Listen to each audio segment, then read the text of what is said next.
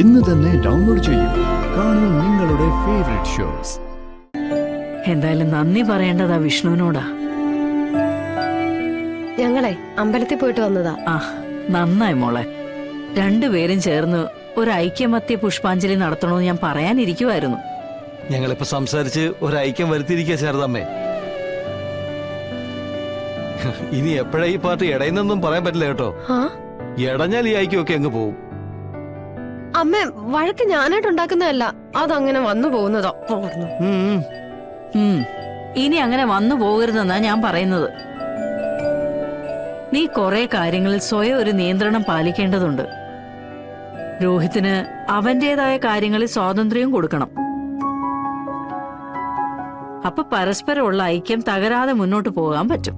ഞാൻ ഏത് രീതിയിലും അഡ്ജസ്റ്റ് ചെയ്യാൻ തയ്യാറാ ശാരദാമ്മേ. വഴക്കും ബഹളവും ഇല്ലാതെ മുന്നോട്ട് പോകണമെന്നാ എന്റെ ആഗ്രഹം.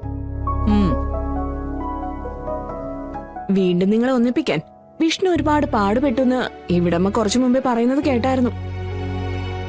വിഷ്ണുപ്രഭയ്ക്ക് എല്ലാവരും ഒന്നിച്ച് സ്നേഹത്തോടെ ആ വീട്ടിൽ നിൽക്കുന്നത് വലിയ സന്തോഷമാ.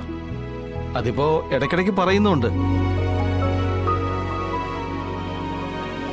എനിക്കിപ്പോ ഇവിടെ തന്നെ എന്തൊക്കെ ബിസിനസ്സുകൾ നോക്കുന്നുണ്ടെന്നാ പറഞ്ഞേ.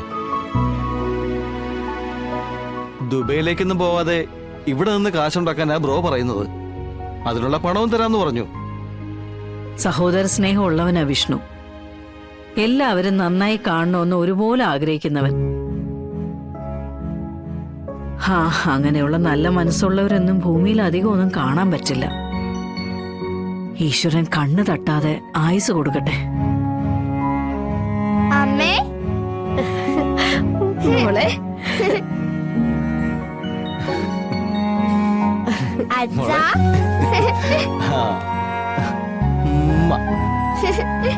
അച്ഛനും അമ്മ എപ്പോ വന്നു? ഞങ്ങൾ വന്നിട്ട് കുറച്ചു നേരമായി. മോള് എവിടെയായിരുന്നു? ഞാൻ സത്യമായിട്ട് ഫോൺ ചെയ്യായിരുന്നു. അതെ, എന്നാലേ എടുക്കാനുള്ളതൊക്കെ എടുത്തോ. ഞങ്ങള് മോളെ സത്യയുടെ അടുത്തേക്ക് കൊണ്ടുപോകാൻ വന്നതാ. ശരിക്കും? ആ, ഞാനും അങ്ങോട്ട് പോണോന്ന് വിചാരിച്ചിരിക്കുകയായിരുന്നു. അവിടെ കുറച്ചു മുമ്പേ വിഷ്ണു അച്ഛൻ മരിച്ചു.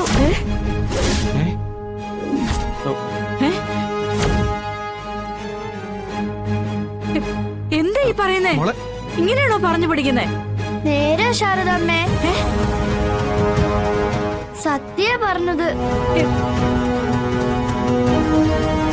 അവിടെ എല്ലാരും കരച്ചിലായിരുന്നു. പക്ഷെ അപ്പോഴേക്കും വിഷ്ണുച്ചന്റെ ജീവൻ വെച്ചു. മോളെ പപ്പി, നീ എന്തൊക്കെയാ പറയുന്നേ?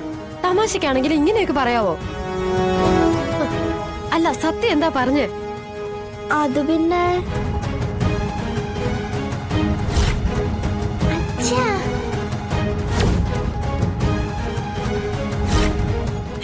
ഞാനെല്ലാരും പറ്റിച്ചതാ, എല്ലാരും പറ്റിച്ചതാ.